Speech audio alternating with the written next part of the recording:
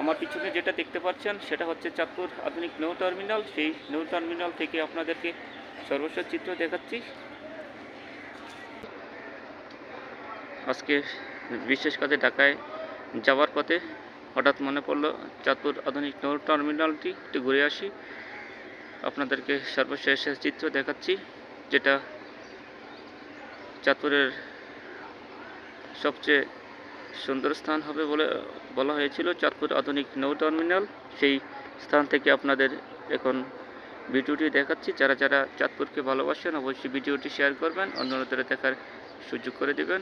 আমি আপনাদেরকে সর্বশেষ চিত্রটি চাঁদপুরের আধুনিক নৌ টার্মিনালের দেখিয়ে দিলাম।